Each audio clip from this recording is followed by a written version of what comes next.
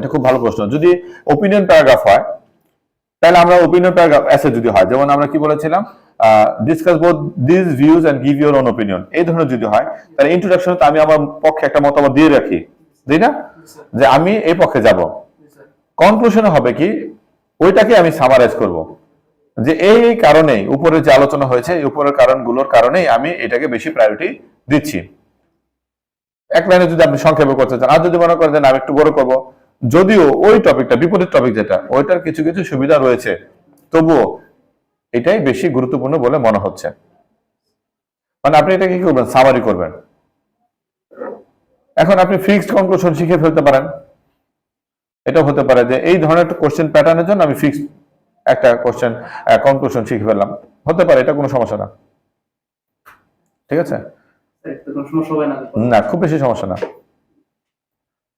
কারণ আপনি ওটা করতে চাই যদি ভুল করেন তার থেকে তো ফিক্সড একটা থাকা ভালো। 6.5 পাওয়ার জন্য এর থেকে বেশি কিছু লাগে না। মানে আমাদের দুইটাই রাখা উচিত, যদি লিখতে পারলে পারলাম না। বাট কনক্লুশনে কি হবে, কনক্লুশন হচ্ছে সামারি। আমি উপরে যে আলোচনা করলাম ওই যে ইন্ট্রোডাকশনে আমি বলে দিলাম যে আমি কোন পক্ষে যাব সিসি স্টেটমেন্টের মধ্যে, ওইটাকে আপনি আবার সাপোর্ট করবেন, এটুকুই কাজ। কনক্লুশন খুব বেশি ইলাবোরেট আলোচনা জায়গা না। ঠিক আছে, ইলাবোরেট আমরা যা করবো বডি প্যারাগ্রাফে করে ফেলবো। ওকে, তাহলে আজকে আমরা কি করবো, একটা টাস্ক 2 এখনই লিখবো, লিখে এবং এটা চেষ্টা করবো 40 মিনিটসের মধ্যে লেখার জন্য এখানে। ঠিক আছে, 40 মিনিটসের মধ্যে লেখার জন্য চেষ্টা করব। হ্যাঁ হবে, 40 মিনিটসই আছে আপনাদের হাতে, সমস্যা নেই। ঠিক আছে, একটা 40 মিনিটসের মধ্যে একটা এসে লেখার চেষ্টা করবেন, দেখেন কতটুকু লিখতে পারেন। চাপ নেওয়ার দরকার নেই, বাট চেষ্টা করেন 40 মিনিটসের মধ্যে।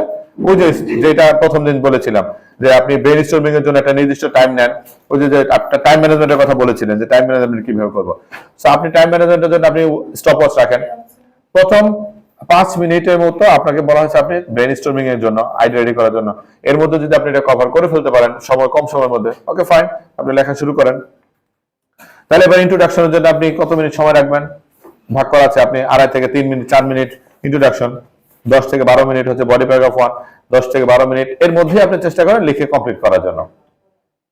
ঠিক আছে, কিন্তু আবার এটা করতে যে আপনার যেন সেন্টেন্সে গ্রামারের ভুলগুলো না হয়, বা এরকম ভুল যেন না হয়। ঠিক আছে, তাহলে আমরা গত ক্লাসে করেছে হোমওয়ার্ক ছিল কত থেকে, 13 থেকে? স্যার 13 থেকে না,